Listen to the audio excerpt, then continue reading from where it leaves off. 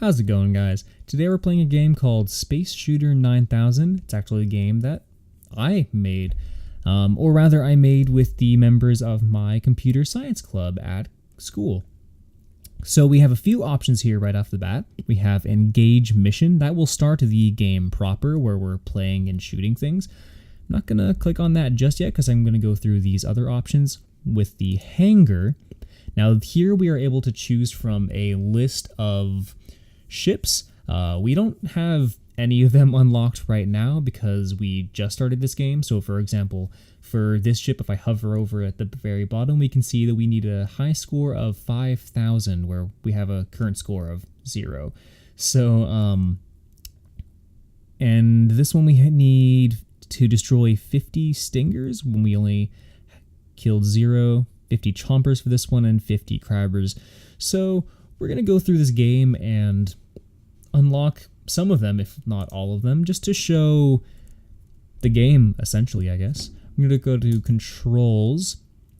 Pretty basic controls. We have just fire weapon, which is spacebar, WAS and D for your core movement, and to pause, we have both P or escape. Credits will roll the credits, which I'm not going to do right now, just because I know my computer already chugs a little bit while recording full screen games, so we'll save that for later if it doesn't just crap out as it is. So we're just going to go ahead. Oh, also surrender will exit the app. I'm not going to do that for obvious reasons, so I'm just going to go ahead into Engage Mission and get right into it. So right off the bat, we'll see that's like a 2D kind of shooter. Very simple, very arcadey type of game. And there's a few different enemies here that we'll see spawning. Actually, we only see 2 so far. There we go. There's a third type of enemy, as well as this little asteroid. So you'll notice that this one that's following us, that is the Stinger enemy. We actually need to kill 50 of those to unlock one of the ships. It moves very fast, and each of those bolts do, each of those little projectiles that's shooting, does 5 damage, which doesn't seem like much, but considering how fast it is, and considering you can have several of them at once, it can be quite the hassle. In fact, I think that guy did more damage to me than any of these other guys so far.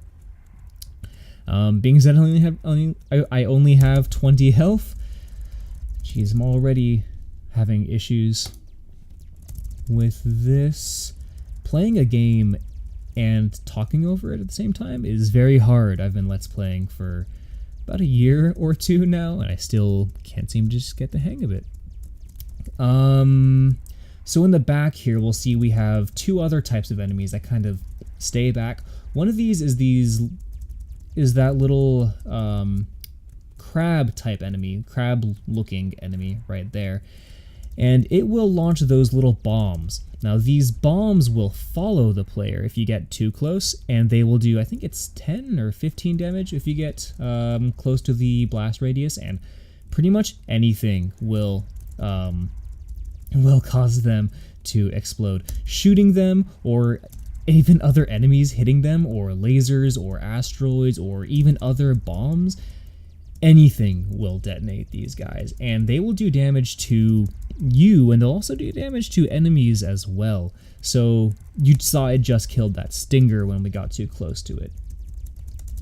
I'm gonna try to get a high score of 5,000 this time. I'm not doing too bad. And the last type of enemy you'll notice are those kind of swordfish. It's supposed to be based off of a hammerhead shark, I think, guys. They are the ones shooting those lasers, and those lasers will do, I think it's 10 damage every half second that you're within the laser. So pretty intimidating. It's something that kind of zones you when you don't want to be too close to them. Wow, we were like 200 away, less than 200 away from getting that ship. Let's go ahead into the hangar. Wow, we don't have anything unlocked. We're really close to getting the Stinger, actually, because a lot of those guys were spawning.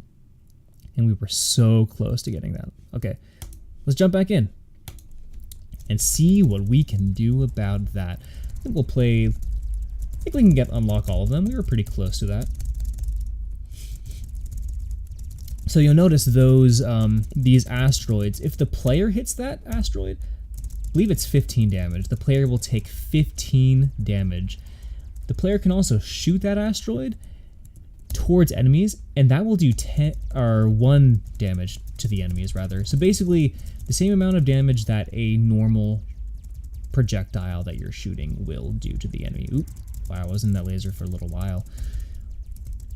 Lost a little bit of HP from that. And you'll notice a few bugs regarding the player projectiles especially. They kind of go a little bit whack. They kind of move where they shouldn't be, where they're supposed to be just translating forward. They do kind of bounce around a little bit. A lot of those bugs were due to the that laser. It was kind of registering that laser as a form of, ooh, stutter there, as a form of what's it called? Collision. Sorry, I'm just really trying to focus. As a form of collision, and so because of that, they will just bounce around. But some of the other bugs that you'll see regarding the lasers are regarding the player projectiles, because I basically fixed all of the laser bugs. You'll see them bouncing around due to colliding with other things and not destroying immediately, which is what it should be doing. I think a lot of it is when the bolts collide with themselves, actually. But like I said, I actually solved a lot of those bugs pretty early on. So I'm just going to go ahead and pause the game, which I can show the pause menu here. If we click resume, to be very careful because I'm right next to a bomb, and if I go up, there's a laser there. So if I click resume, it will resume the game as you would expect. If you click on main menu, you'll go to the main menu, and surrender will exit the app. I'm not going to click on surrender for obvious reasons. Main menu, hangar, and we'll see that we actually unlocked 2 of these ships. It's not spinning around, probably because of the lag, because of me recording. But let's go ahead and click on the Discovery Shuttle. It's my favorite. I designed that one myself. And the game is stuttering pretty bad. Again, that's probably because I am recording, so I'm just going to go ahead and exit that app. I'm not going to worry about it too much. Reload the game. And go back to the hangar. There we go.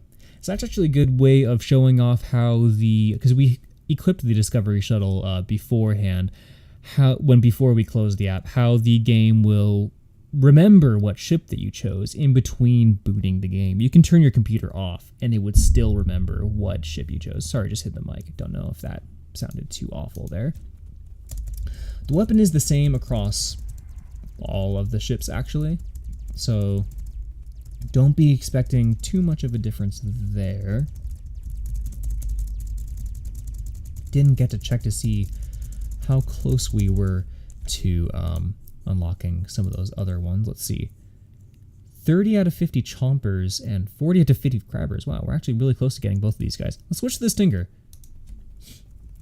Again, still not running the best because I'm recording. It doesn't do this normally.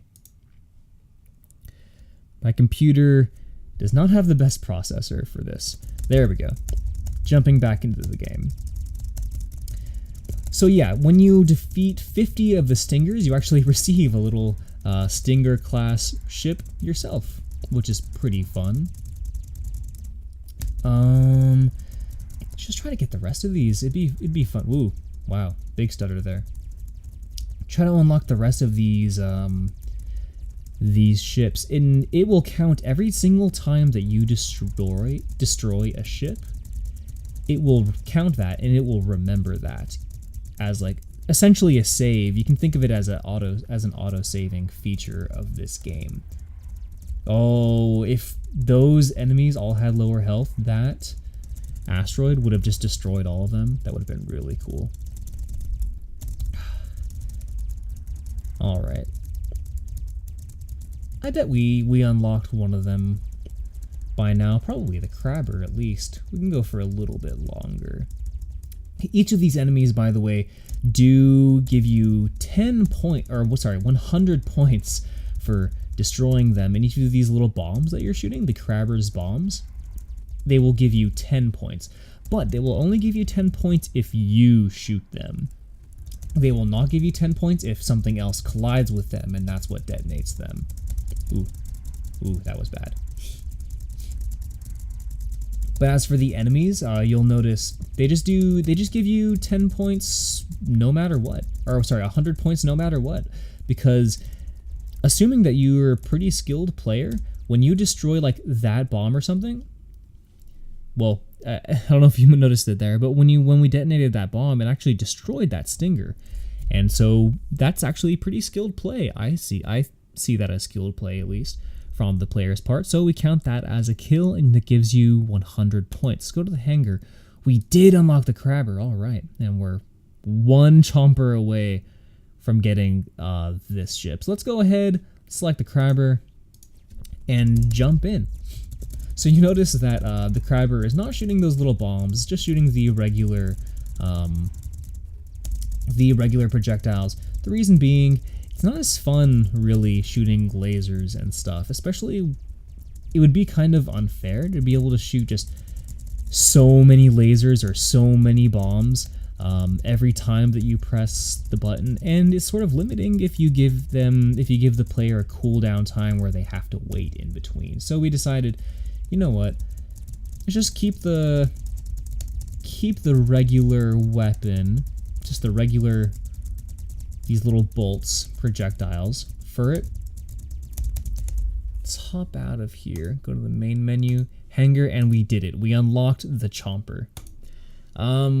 With that being said, let's go ahead and roll the credits. I don't know how my computer is going to handle this.